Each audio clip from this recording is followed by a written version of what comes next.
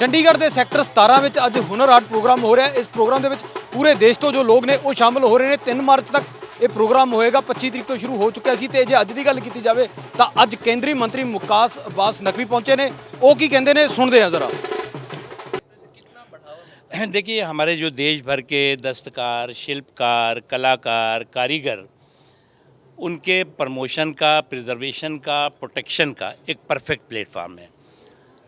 हुनर हाट के ज़रिए अब पिछले 7 सालों में, 6.5 सालों में 8.5 लाख से ज़्यादा दस्तकारों, शिल्पकारों, कारीगरों को रोज़गार और रोज़गार के अवसरों से जोड़ा गया है। उसमें मोर देन 50% महिलाएं हैं। जो चंडीगढ़ में ये हुनर हाट हो रहा है, ये 39वां हुनर हाट है। 40वां हुनर हाट पुणे में होगा तुरंत इसके बाद। इसमें जो सबसे महत्वपूर्ण बात है कि आपको एक ही प्रांगण में एक भारत श्रेष्ठ भारत का दर्शन भी होगा।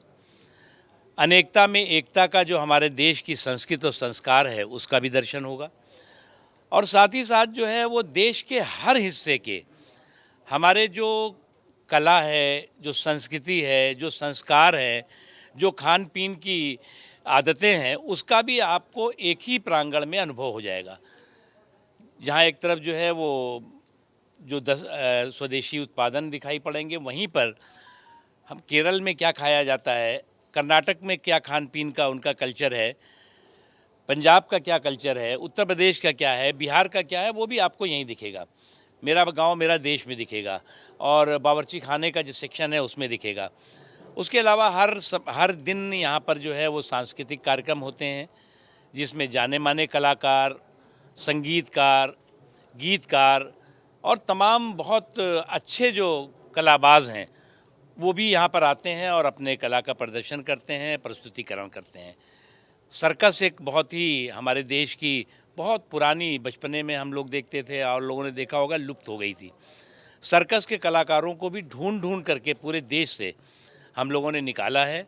और सर्कस के भी कार्यक्रम दिन में 2-3 बार होते हैं। और सर्कस के ये कलाकार जो घर बैठे हुए थे, जो पुश्तैनी कलाकार होते हैं, ये कोई सीखने से नहीं होते, लेकिन ये पुश्तैनी कलाकार कोई नॉर्थ ईस्ट में मिले, कुछ साउथ में मिले, कुछ और जगहों पे मिले, उनको इकट्ठा करके सर्कस के भी कार्यक्रम यहाँ हो रहे हैं। सर, अगर हम आमतौर पर बात करते हैं ऐसे बड़े प्रोग्राम्स में लोग आने से परहेज करते हैं, क्योंकि कई बार ट्रैवल बहुत ज़्यादा दूर करना पड़ता है, खर्चा बहुत ज़्यादा है और इनकम नहीं हो पाती। तो क्या इसके लिए कोई देखिए, इनको वैसे जब हमने शुरू किया था ये समस्या थी।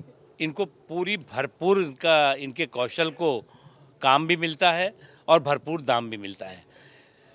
इसके अलावा हमने व्यवस्था की हुई है कि कोई नागालैंड से आ रहा है, कोई मणिपुर से आ रहा है, कोई केरल से आ रहा है, कोई पौंडीचेरी से आ रहा है, उसको हमने आने जाने का खर्च भी देते हैं उसके कंपेनियन के साथ। प्रतिदिन का उनको TADA भी मिलता है। यहाँ पर जो दुकानें, स्टॉल हैं, वो भी फ्री ऑफ कास्ट उनको दी जाती है। और जो इनकी बिक्री होती है ये इनकी अपनी होती है, उसे हम लोग पूछते भी नहीं। प्योर, अगर हम इस तरह से कहें कि प्योर बढ़ावा दिया जा रहा है प्योरली ये हमारे जो दस्तकारी है, शिल्पकारी है और जो स्वदेशी को स्वावलंबन बनाने के रास्ते का एक बहुत ही प्रभावी प्लेटफार्म हुनर हाट है। उसके साथ ही साथ अगर आप देखें कि हम जब बात करते हैं कि सर्वधर्म समभाव, इसमें जो कला और कौशल है इसका कोई धर्म नहीं होता, कलाकारों का कोई धर्म नहीं होता। उनका जो कलाकार है उनका एक ही धर्म है और वो है कौशल, वो है उनकी कारीगरी।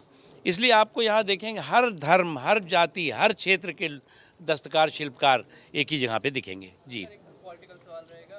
सर, इलेक्शंस खत्म हो गए हैं, विरोधियों ने कहना शुरू कर दिया कि इलेक्शन तक ही महंगाई रुकी हुई थी, उसके ऊपर क्या कहना? देखिए, मुझे क्या लगता है, कभी कभी तर्कों की कंगाली कुछ लोगों को कुतर्कों का मवाली बना देती है।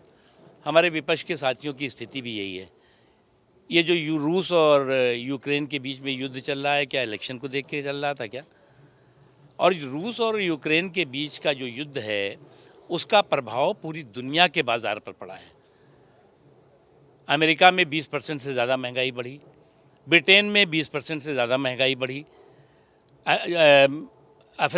उसके अलावा जितने भी देश हैं, जर्मनी में आप देखें, जितने भी देश हैं, इस युद्ध का असर पड़ा है। क्योंकि जो सप्लाई चेन है उसका असर जो है जब विश्व में पड़ता है तो दुनिया का कोई देश उसमें अछूता नहीं रह सकता। और भारत पे भी प्रभाव पड़ा है। लेकिन अगर आप जो हमने 20% बताया, अगर आप देखें तो भारत में जो है वो 1% से भी कम महंगाई का असर पड़ा है, लेकिन हम चाहते हैं वो भी नहीं पड़ना चाहिए। आपने देखा होगा कि 2 वर्षों का जो कोविड का काल था, जिसमें कि पूरी दुनिया आर्थिक तंगी और मंदी से जूझ रही थी, प्रधानमंत्री नरेंद्र मोदी जी की दूरदर्शी नेतृत्व और मजबूत इच्छा शक्ति का नतीजा था कि दुनिया की इस संकट के समय में आर्थिक तंगी और मंदी का जो दौर था, उससे भारत कम से कम प्रभावित हो, किसी तरह की समस्या ना आए, खाने पीने की समस्या, दवाइयों की समस्या, जो ज़रूरी चीज़ें हैं उसकी समस्या ना आए, और उसका प्रभाव रहा है। वो समस्या इन 2 वर्षों के संकट काल में नहीं आई।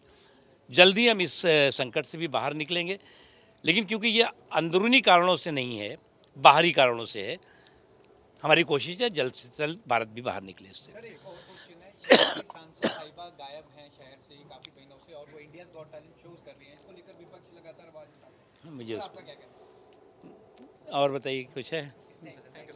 Thank you. ਕੇਂਦਰੀ ਮੰਤਰੀ ਵੱਲੋਂ ਦੱਸਿਆ ਗਿਆ ਕਿ ਪੂਰੇ ਦੇਸ਼ ਅੰਦਰ ਦੇ ਜੋ ਕਾਰੀਗਰ ਨੇ, ਜੋ ਸ਼ਿਲਪਕਾਰ ਨੇ, ਉਹ ਇਸ ਪ੍ਰੋਗਰਾਮ ਦੇ ਵਿੱਚ ਸ਼ਾਮਲ ਹੋਏ ਨੇ ਤੇ 39ਵਾਂ ਜੋ ਪ੍ਰੋਗਰਾਮ ਆ ਉਹ ਅੱਜ ਚੰਡੀਗੜ੍ਹ ਦੇ ਵਿੱਚ ਹੋ ਰਿਹਾ ਤੇ ਜੋ ਇਸ ਤੋਂ ਅਗਲਾ ਪ੍ਰੋਗਰਾਮ ਆ ਉਹ ਗੋਆ ਦੇ ਵਿੱਚ ਹੋਏਗਾ। ਹੁਣ ਦੇਖਣਾ ਹੋਏਗਾ ਆਮ ਲੋਕਾਂ ਦੇ ਲਈ ਜਿਸ ਤਰ੍ਹਾਂ ਦੀਆਂ ਰਿਆਇਤਾਂ ਦਿੱਤੀਆਂ ਗਈਆਂ ਨੇ, ਜੋ ਇੱਥੇ ਸਟਾਲ ਲਾਉਂਦੇ ਨੇ ਉਹਨਾਂ ਨੂੰ ਪ੍ਰੋਤਸਾਹਨ ਦੇ ਲਈ ਜਿਸ ਤਰ੍ਹਾਂ ਦੀ ਰਿਆਇਤਾਂ ਦਿੱਤੀਆਂ ਗਈਆਂ ਨੇ, ਉਹਦਾ ਕੀ ਸਿੱਟੇ ਸਾਹਮਣੇ ਆਉਂਦੇ ਹਨ, ਇਹ ਆਉਣ ਵਾਲਾ ਸਮੇਂ ਦੱਸੇਗਾ। ਕੈਮਰਾ ਪਰਸਨ ਆਕਾਸ਼ਦੀਪ ਦੇ ਨਾਲ ਰਵੀ ਜੱਖੂ।